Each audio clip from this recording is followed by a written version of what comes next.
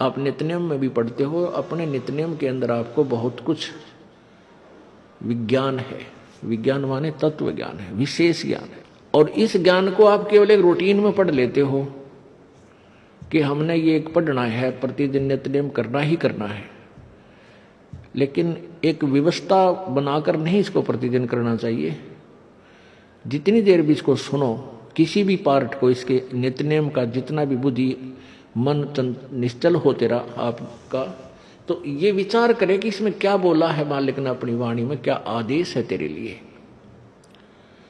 क्योंकि आप पौन घंटा नित्यनेम करते हो, इसमें ज्यादा से ज्यादा आपका मन 20% इस नित्यनेम के अंदर आप 20% ही सुन पाते हो। उस 20% को भी यदि आप विचार करो डेली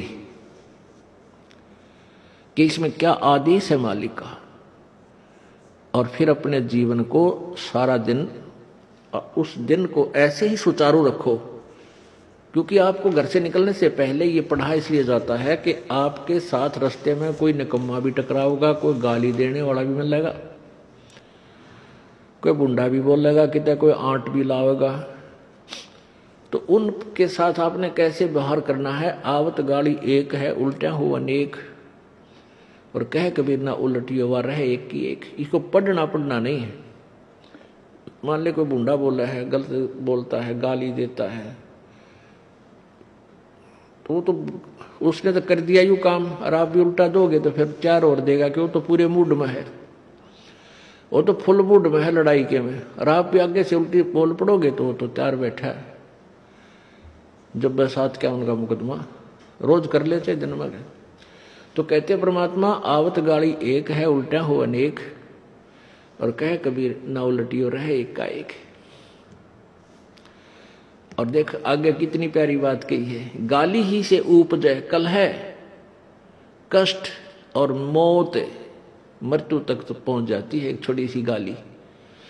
गाली ही से उपजे कलह, कष्ट और मीच, हार चले सो संत है, लाग मरे सो नीच।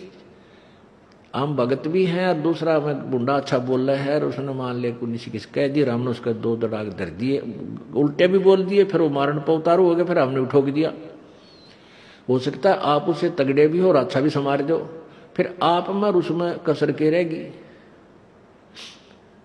आप तगड़े भी हो और आपसे हल्का आदमी भी आपने बुढ़ा अच्छा बोला है, उसने बालक समझ के अनजान है, उससे बचो। तो इन नित्य नियम करने का डेली हमें जो पाठ करते हैं, इससे ज्ञान यज्ञ तो होता ही है।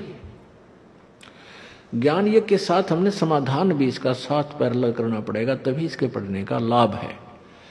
एक लाभ तो हो गया ज्ञान यज्ञ का, और उसके ऊपर अमल हमने किया नहीं, उसका काम फिर सारा बिगड़ गया। तो कहते हैं ये बातें कहन सुन के नहीं भाई, ये कर पाड़न की है।